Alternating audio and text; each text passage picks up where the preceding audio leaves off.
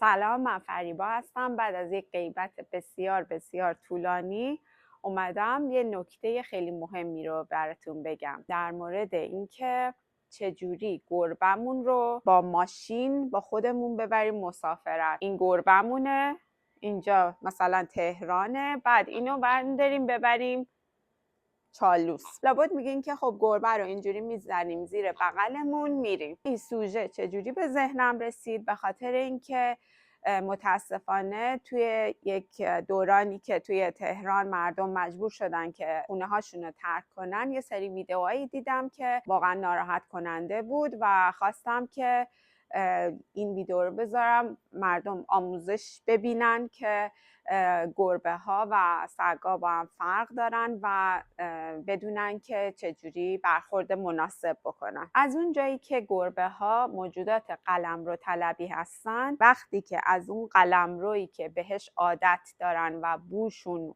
توی اونجا هست میخواین خارجشون کنید، استرس میگیرن. اولین چیزی که ما احتیاج داریم بهش چیه؟ یه دونه باکسه. خب این ویدئو اصلا جنبه تبلیغاتی نداره، من فقط اینا رو بهتون نشون میدم که فقط ببینید. این یه باکس سفته. یعنی چی؟ یعنی که ببینید اینجوری سفته، درش اینجوری قفل میشه.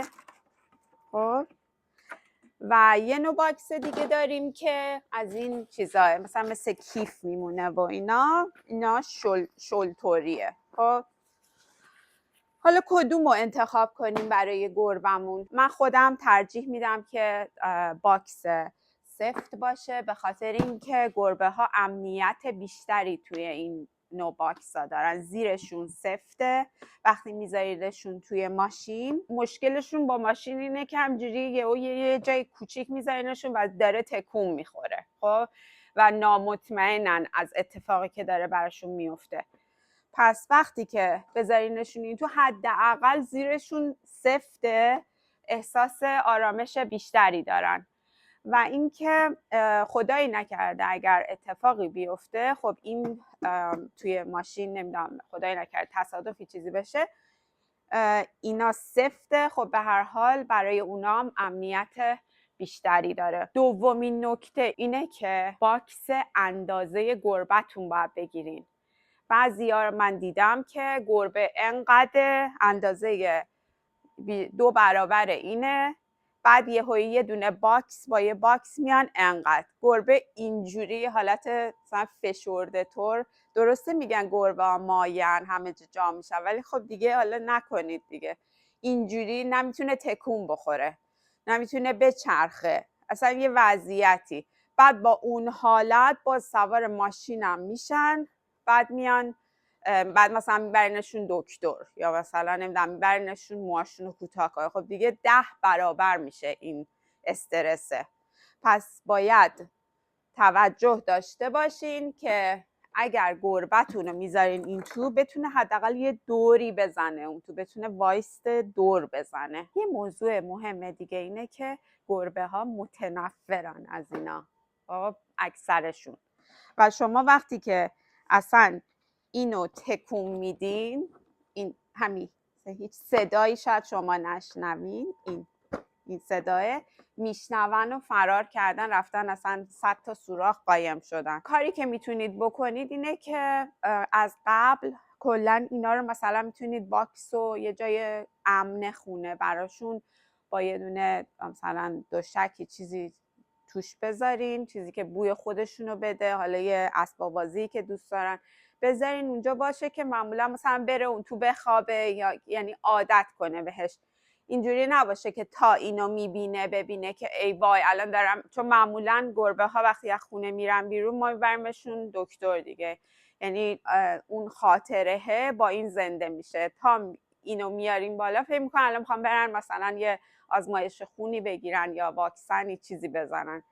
پس میتونید بذارین که عادت کنن بهش، که وقتی خواستین بکنیدشون تو، بساط کتک و کتککاری اینا با هم دیگه نداشته باشید. خواهش میکنم که حواستون به قفل این درا باشه. اینا بعضیا قفلاشون بعد یه چند بار که باز میکنید و میبندید یهو شل میشه، خراب میشه، یا اینکه مثلا یا حواستون نیست اینا باز میمونه، این بغلا باز میمونه و کوچکترین حرکتی که بکنه یا اینکه مثلا یه ضربه‌ای بخوره و در اینا باز میشه. حواستون خیلی خیلی باشه که اینا قفلاش محکم باشه، بگه نه دیگه بدبخت میشین. همونطوری که گفتم گربه ها از جابجایی بدشون میاد، برای همین استرس میگیرن. بعضی از گربه ها که اصلا انقدر استرس میگیرن که از لحظه که وارد ماشین میشن اون چه که شیرین کاری دارن رو میکنن، مثلا بالا میارن، دستشویی میکنن، یعنی اصلا نمیدونی چه بساطی.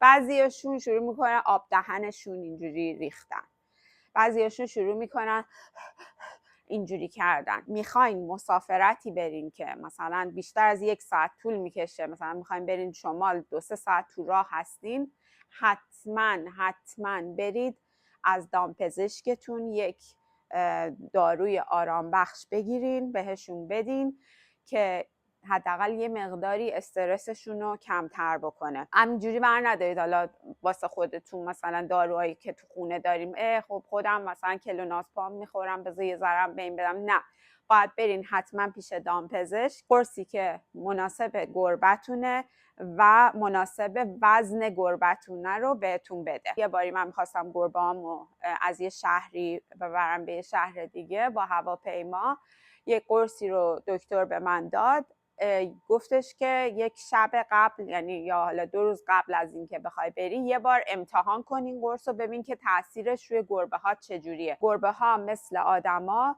یه سری داروهایی مثلا به بعضیا میسازه، بعضیا بدنشون اصلا یک عکس العمل دیگه‌ای نشون میده. گربه ها هم همونجوری هستن. برای اینکه مطمئن بشین که اون قرص اثر میکنه میتونید یه باری یه امتحانی بکنید تو خونه، مطمئن بشین، بعدن روزی که میخواین مسافرت برین 1-2 ساعت قبل، نه اینکه همون لحظه که رفتین تو ماشین بکنین، چون خیلی طول میکشه تا اینا جذب بدنشون بشه و اثر کنه. 1-2 ساعت قبل دارو رو بهش بدین که یه مقداری حداقل اون استرس ها رو کم کنین. حالا باید وسایل گربمون رو جمع کنیم. باکسش آماده است، یک داروی آرام بخش هم براش گرفتیم. حالا وسایل گربمون رو جمع کنیم. بله، اونا هم مثل ما میخوام برن مسافرت، باید وسایلشون رو جمع کنیم.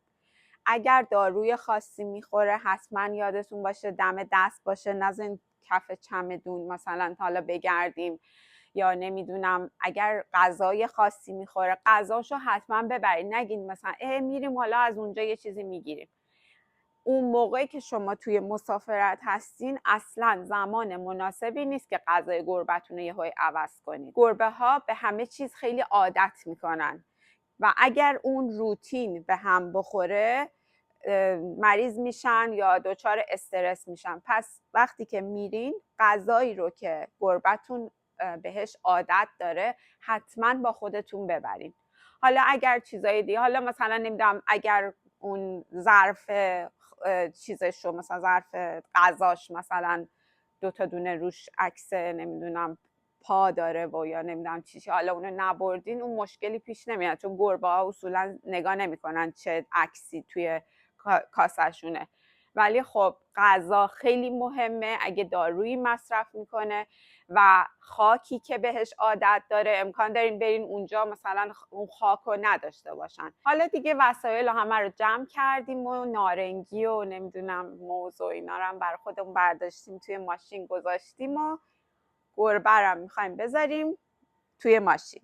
من اصولا چون ما 2 نفر آدم هستیم یه گربه رو که میخوام بذارم میذارم یه جایی که اون قسمت در به سمت خودم باشه، منو ببینه، باش حرف میزنم، دستمو با از اون حفاظه اینجوری میکنم تو، مثلا باش حرف میزنم، اسمش رو صدا میکنم و اینا که آروم بشه. یهو نبریم بذاریم توی صندوق عقب در بسته. حالا صندوق عقب بعضیاش خب بازه با فضاش با داخل ماشین یکیه، یعنی از این یاروها نداره، جا نیست دیگه توی روی صندلیا باشه مشکلی نداره، ولی خب جایی باشه که اینجوری خفه نباشه که هیچ جایی رو نبینه، اصلا یه حالت حس ناامنیش بیشتر بشه. بعضی وقتا حتی گربه ها وقتی آرام بخش هم میخورن به هر حال استرس رو میگیرن به خاطر اون حرکت ماشین. اولش شاید بعضیاشون شروع کنن هی میو میو میو تا یه جایی صبر کنن، ولی بعضیا مثل یکی از گربه های من که ما یک مسیر 2 ساعته رو یه بار رفتیم، از اول از نقطه A تا نقطه B شروع کرد آواز خوندن و ولکنم نبود. یعنی هرچی هی مثلا من گفتم بابا فاکسی نمیدونم چی هیچی، ولی برگشت و دیگه چیز شد، فکرم خسته شد دیگه، این صدا رو در نمی آورد. سری نشونه هایی هست که شما میتونید بفهمید که گربتون خیلی خیلی الان مضطربه. گربه که شروع میکنه به اینجوری له له زدن، بعضیا میگن که ای گربمون سگ شد مثلا، یعنی یه حالت چیز خوشحال دور وای گربمون مثلا داره شیرین کاری میکنه یا چی تبدیل به سگ شد. نه، این خیلی نشونه بده. این یعنی اینکه گربه بسیار بسیار اضطراب داره. من گربه گروم میکنم، یعنی ماشون رو کوتاه میکنم اینا. بعضی وقتا که گربه ها شروع میکنم به له له زدن، من کاملا قطع میکنم، یعنی میذارمش توی دوباره باکسش، یه ذره مثلا یه 5 دقیقه بهش تنفس میدم، میگم که یا تا آروم بشه، دوباره برش میدارم. اگر میبینید که همینجور گربه یک سره داره این کارو میکنه، باید آرومش کنید، دستتون رو ببرید اون تو، نمیدونم حالا به هر روشی. یهویی بر ندارین در این باکس رو باز کنید گربه بزنه بیرون، حالا اون وسط نمیدونم روی کله راننده و نمیدونم هزار تا اتفاق بیفته. در رو به هیچ وجه باز نکنید که حالا بیاد یه ذره تو بغلم. نه، گربه ها مثل سگا نیستن که مثلا همجوری هی ماخ جون مثلا من برم تو بغل صاحبم و اینا. این مدلی نیستن، مخصوصا توی اون شرایط.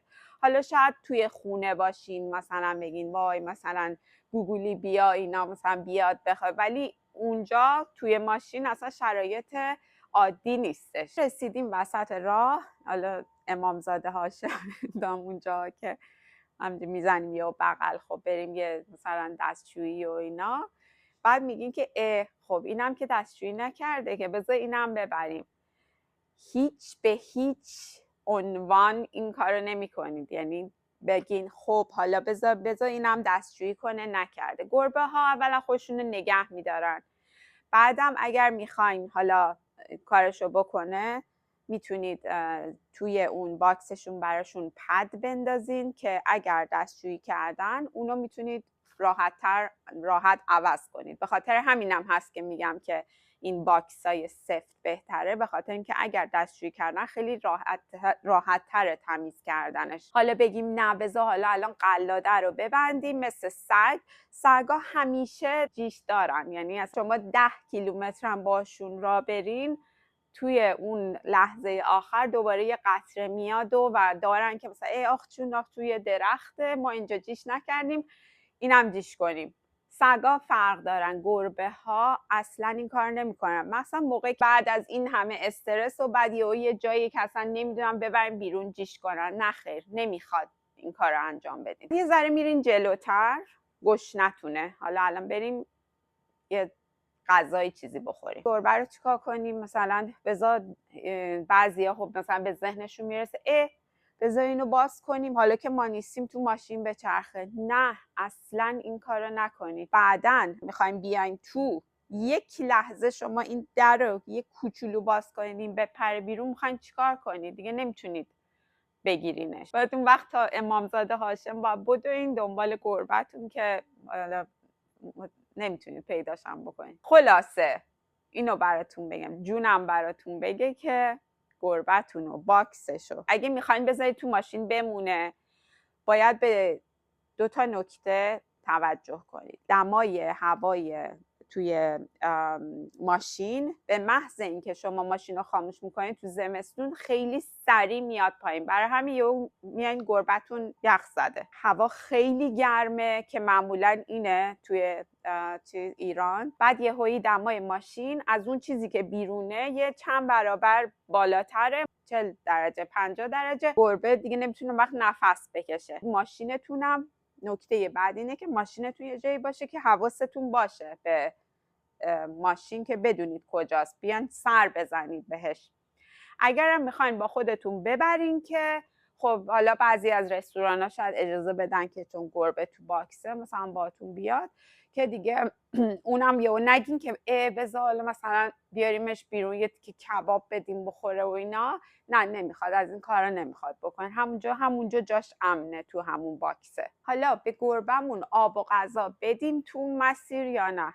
معمولا گربه ها وقتی که استرس دارن غذا نمیخورن، حتی مثلا تشویقی که خیلی دوست دارن هم بعضیاشون نمیخورن. بعضی از این باکس ها هستن که جای ظرف آب و غذا دارن، اینجوری وصل میشه به اون دره، ولی خب اگه آب بریزین اون تو که با حرکات ماشین اینجوری خب میریزه دیگه.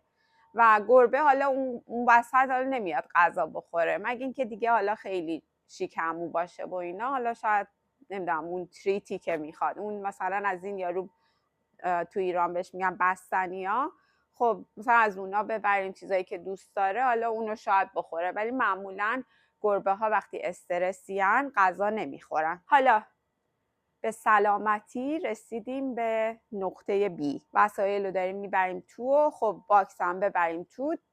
در رو همون لحظه در مثلا رسیدین توی ویلاییه، خب یه ویلای خیلی بزرگیه، شما میرسین، بعد میگین خب بذار در وا کنم، میگه بیچاره 2-3 ساعته توی این باکسه بوده، بره بچرخه. اصلاً به هیچ وجه این کارو نکنید. میبرین گربتون رو توی یه اتاق جدا که اگر پنجره داره پنجرش بازه، حتما حواستون باشه توری داشته باشه، توری محکم داشته باشه و میبریدش اونجا.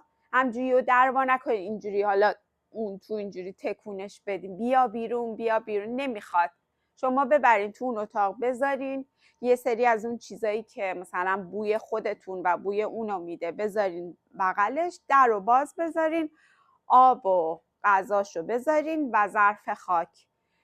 این خودش حالا کم کم یه ذره این برابر نگاه میکنه، بو میکشه و اینا، بعدا خودش هر وقت راحت بود میاد بیرون. شما به استرساش اضافه نکنید اینکه حالا به زور باید اینو بیاره، خودش میاد میره دستشویی و حالا هر کاری که میخواد بکنه میکنه، ولی مواظب توی اون اتاق باشه. دیگه گربمون وقتی که عادت کرد و اومد بیرون و اینا، حالا اینکه بیاد همه جا بگرده اینا، چون که معمولا تو مسافرت خب چیز دیگه همجوری آدم میاد میره، از در میاد میره، نمیدونم نه، خب اما اگه تو همون اتاق باشه مشکلی پیش نمیاد، نگران نباشین. گربه مثلا نیومده ویلا رو ببینه، اصلا دوست نداشته با شما بیاد مسافرت، ولی حالا اومده همونجا باشه اوکیه. اینجوری نکنید هی وای در رو یکی باز گذاشت خاک به سرم، یا نمیدونم وای یه لحظه رفتیم نمیدونم بیرون کباب بپزیم، نمیدونم از لای در رفت بیرون و اینا. متاسفانه خیلیا موقعی که توی همون دوران بعدی که توی ایران بود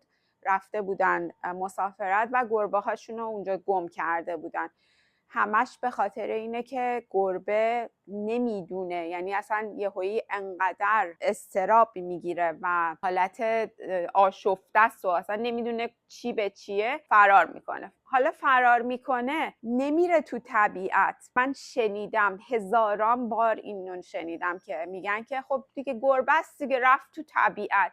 بابا کدوم طبیعت؟ شما این گربه رو آوردید از انقدی کوچولویی آوردین پیش خودتون، الان 10 ساله داره با شما زندگی میکنه توی یک خونه، تنها جایی که دیده خونه بوده و دامپزشکی. بعد حالا الان این بره یهویی وارد اون طبیعتی که میگین، چی بلده؟ مثلا بلده بره شکار کنه، بلده نمیدونم ماشین چیه، بلده اینه که مثلا حیوانی اومده مثلا شکارش کنه؟ نه، اصلا هیچی نمیدونه. پس این بگردین دنبال گربتون پیداش کنید.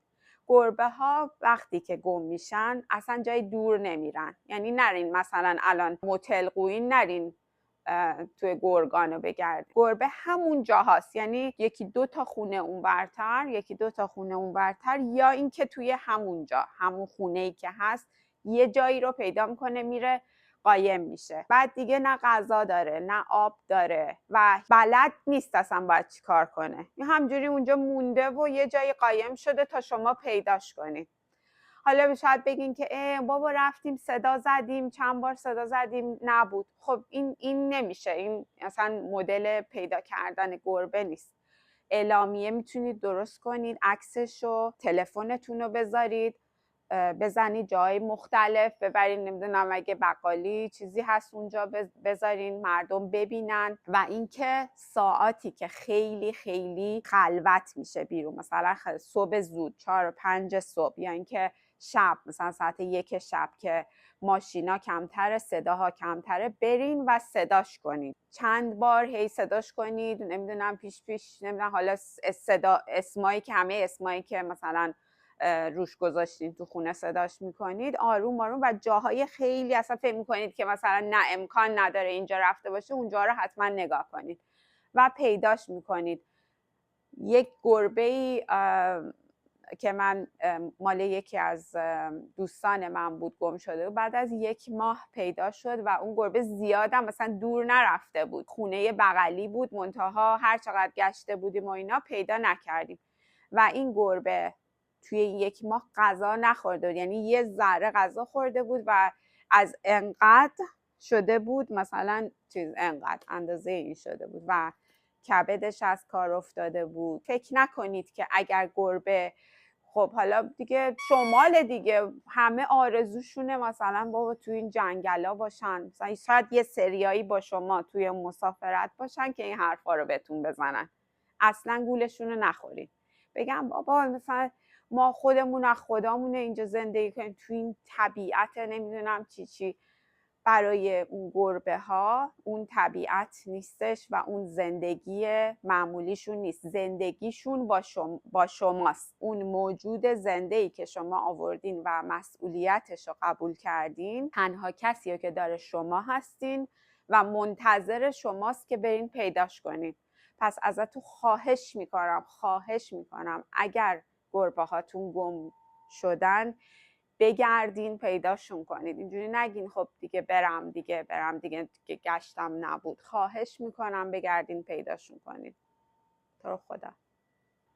امیدوارم این نکاتی که گفتم براتون مفید بوده باشه. میدونم که خیلیاتون اینا رو میدونید، ولی خب بعضیا هستن شاید تجربه اولشونه که گربه دارن، حیوان خونگی دارن و نمیدونن، اطلاعاتش رو ندارن. من نمیخوام اصلا هیچ کسی رو قضاوت کنم، ولی خب یه چیزایی هستش که ما میتونیم جلوشون رو بگیریم، یا اینکه اگر اتفاق بیفتن میتونیم حلشون کنیم. میدونم که بعضی وقتا شرایط آدما فرق میکنه، توی شرایط مختلف شاید بگین که وای نه نشد نمیدونم فلان اینا، همه اینا رو درک میکنم، ولی ازتون خواهش میکنم که با حیوانات خونگیتونم مثل بچه هاتون رفتار کنید. مرسی، ممنونم از حمایتتون، متشکرم. خداحافظ.